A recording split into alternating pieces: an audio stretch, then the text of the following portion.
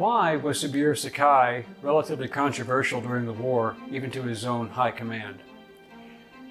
What was it about Saburo Sakai that made him an outstanding ace, not just for his victory count, but by his character? And why was Saburo Sakai heralded and become friends with all of his allied counterparts after the war, actually being adopted by Medal of Honor recipient Joe Foss, technically as a brother? Hello, I'm Colin Heaton, former Army and Marine sniper and a former professor of history. And today we will discuss Lieutenant Saburo Sakai of the Imperial Japanese Navy, the greatest surviving ace of the Japanese forces in World War II on Forgotten History.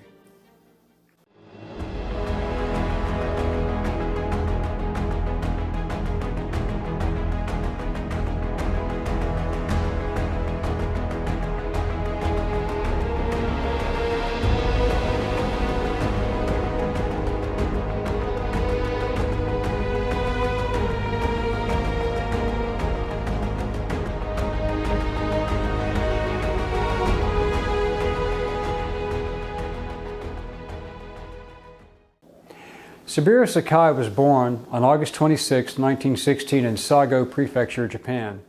His father had died, and his mother and his siblings were virtually penniless, and his uncle took over looking after the family and made sure that Saburo received a basic standard education. Saburo turned out to not be a very adept student. He got bored easily and found that academics was not his strong suit. Although he did attend a school where he had an American teacher who was teaching him English for a short time. After that, Saburo enlisted at the age of 16 into the Imperial Japanese Navy. He went through basic training, which was harsh and brutal by any standard that we know of today, and became a qualified gunner. He was assigned to the battleship Haruna in 1937. And later, he would be accepted into flight school, the Japanese flight program, which was a ruthless combination of discipline, tactical training, martial arts, and endurance. Saburo Sakai earned his wings, which was phenomenal. The washout rate in Japanese flight school for the Navy was around 70%. And he qualified in fighters. He flew the Nakajima and Mitsubishi types, the Oscar and the Zero. And his first posting was to China, where he scored his first victories, but he was also wounded. Later, his service would carry him to Borneo, New Guinea, the Solomon Islands, the Philippine Islands, where he would score 64 victories, according to his logbook, by the time the war was over. What made Saburo such a phenomenal pilot was what most fighter pilots have, the gift of good eyesight, an ability to feel their aircraft. But Saburo was also a master of deflection shooting, much like some of the great fighter pilots such as Hans Marseille, Walter Novotny, and Gunther Rall of the Luftwaffe.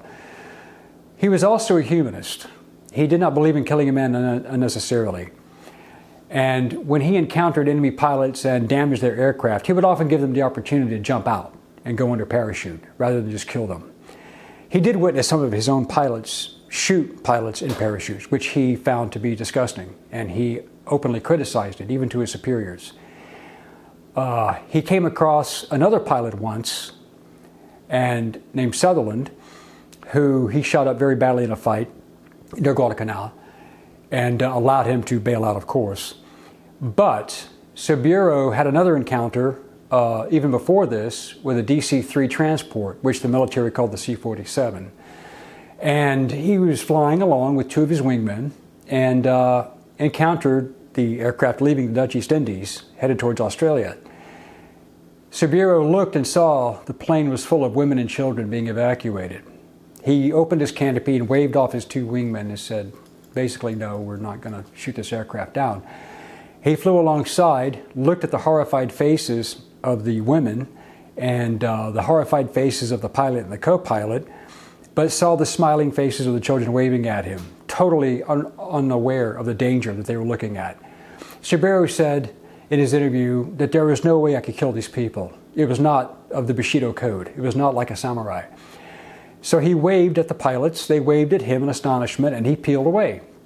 They never reported this incident to their superiors, although it did come up later during an inquisition as to whether or not they had encountered any enemy aircraft. And Saburo stated, we never encountered any enemy combat aircraft. And he didn't lie to his superiors.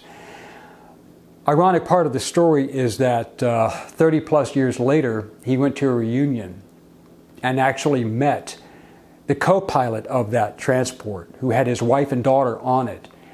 The daughter, now grown with her own daughter.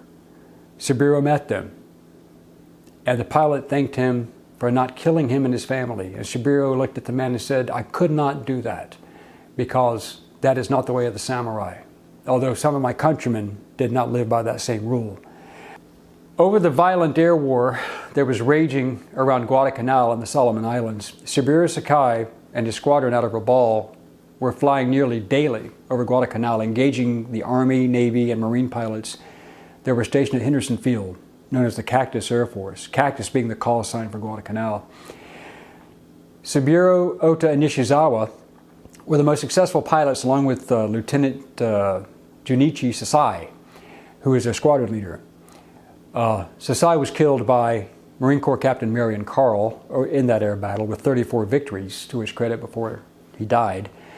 Saburo, Nishizawa, and Ota had scored a few victories, and then Saburo dived upon a formation of aircraft that he thought were F-4F Wildcats. It turned out they were actually SBD Dauntless dive bombers with tail gunners.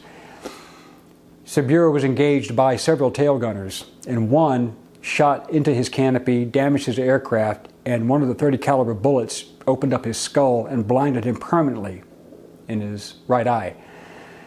Saburo, blinded by blood and in agonizing pain, still managed to fly his Zero 600 miles back to his air base and land safely before he passed out. They pulled him out of the cockpit, and he spent 2 years undergoing surgeries, but he was told he would never fly again because he was blind in one eye. But that turned out not to be the case, and he did return to combat and scored 4 more victories following his horrendous wounds, and became a household name in Japan. Saburo Sakai was not unaccustomed to being dressed down by his superiors. His lieutenant, Junichi Sasai, who was an honorable fighter pilot and did not believe in the murder of civilians or killing prisoners or even parachuting airmen, once had a real problem with him. One day, during an escort flight, Nishizawa, Ota, and Sakai decided to fly over the Australian air base at Port Moresby. And they flew in 3-ship formation and did an air show, loops and turns, and just really put on a spectacular air show for the Australians. Then they flew back to Rabaul. Apparently, by the time they landed, Junichi Sasai called them in and had them stand at attention and asked them, what were you thinking? We got this message from the Australians. And Sasai, who spoke English, read translated in Japanese, the letter received from the Australians stating, they were very impressed with the air show by your pilots. Could you please send them back so we could have a better chance at shooting them down? Something to that effect. So they were ordered never to do any sort of aerial displays or showing off over enemy airfields. Just hit the airfield and get back. And of course, it became a private joke amongst the fighter squadron. But Sakai followed the order, and he never did it again. The Japanese pilots were some of the best trained pilots in the world. They had the best aircraft for maneuverability. Up until 1944, the Japanese fighter pilot was probably the best trained with the most hours in training, and was in his own comfort zone flying his fighter. But losses after the Battle of the Coral Sea, the Battle of Midway, and just the fighting in the South Pacific whittled down the fighter force. The Japanese suffered from several deficiencies, not the least of which was their combat flying formation. Before World War II, the standard flight formation was called a 3-ship formation, a V for Vic, for 3 aircraft. The Germans adopted the Finger 4 formation, created by Werner Mulders in the Spanish Civil War, later adopted by the Americans and the Commonwealth countries and the British.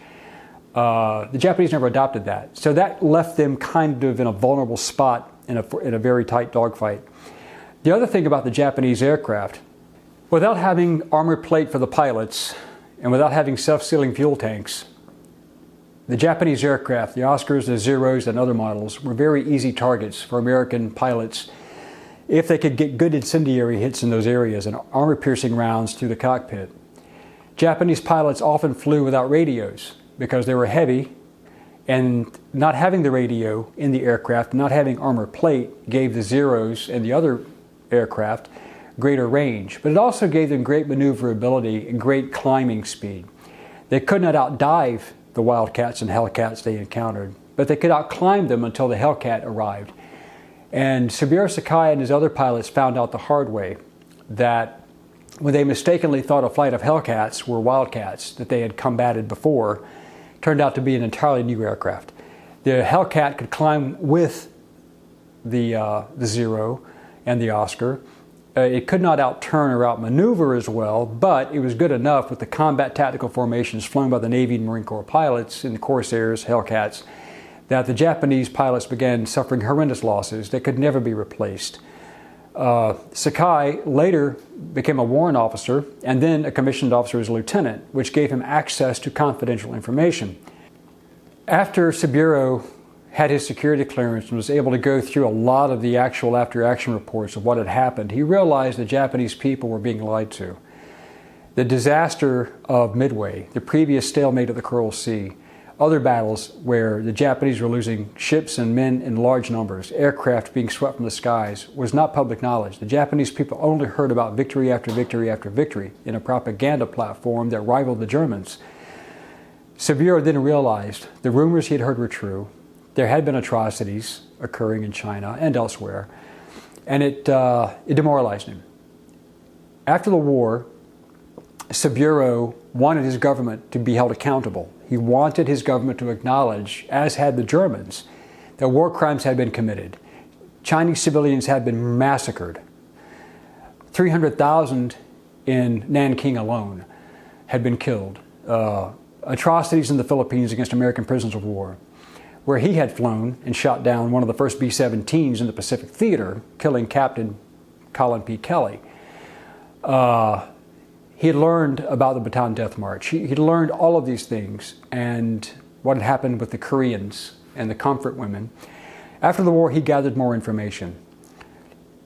Saburo became a pariah to his government because the Japanese government to this day has never fully acknowledged the war crimes they committed against civilians and Allied prisoners of war. They have done some contrition to the Koreans and the Chinese verbally, but they've never done anything of the magnitude that the Germans did to make restitution. Saburo wanted to change that. And because of his sense of honor and because of his deep feeling of guilt about what had happened, he found allies with his former enemies that he had fought against. The men who tried to kill him during the war and whom he tried to kill became his staunchest supporters in trying to have his government change their course of action with regard to the post-war propaganda, which eradicated the war and the atrocities committed from being learned by their students in schools and by their public at large. The Americans and the British and other pilots from the war respected him. They honored him. Medal of Honor recipient Captain, later General Joe Foss, and Saburo became very close friends. And Joe Foss was his biggest supporter. And Saburo was welcomed at reunions here in the United States and around the world. He was a guest of honor at many American reunions because they respected him as a fellow warrior and a fellow pilot. They respected him because he was a decent human being. And I knew him personally, and his interviews came out with a sense of severe guilt and extreme melancholy after he had been unable to have his government fulfill his wishes and at least honor the dead and be truthful to the world about what they had done. Saburo died in 2002 at a reunion being held in Japan of a heart attack or a cerebral hemorrhage, possibly both. And when he died, he was heralded more by his former enemies than he ever was by his own country, which is a tragic end to a man who fought with honor, who had 64 victories in his logbook, and who believed that life was the most precious thing, that you should not take it lightly. Saburo Sakai fought an honorable, chivalrous war, in a war that was mired by criminality and contradictions. He became a legend because of his conduct and his actions as a pilot. He became a hero to his former enemies for his forthrightness and his willingness to try to have his government or at least acknowledge what they had done during the war. He set the standard for the Bushido Code that the Japanese heralded throughout the war, yet often violated. Saburo was a man of honor, and he was someone I called a friend. With all the battles Saburo Sakai fought in World War II, his greatest fight was after the war, fighting to have his government acknowledge the crimes they had committed and to make restitution to those people and those countries that had been harmed by the Japanese actions during the war. Saburo would not be happy today with the lack of contrition that his country has never shown. But if you like this segment on Forgotten History, please click like and click subscribe, and we will continue this series with pilots and other people from history who have amazing stories, and we hope that you continue watching our series as we progress. Thank you.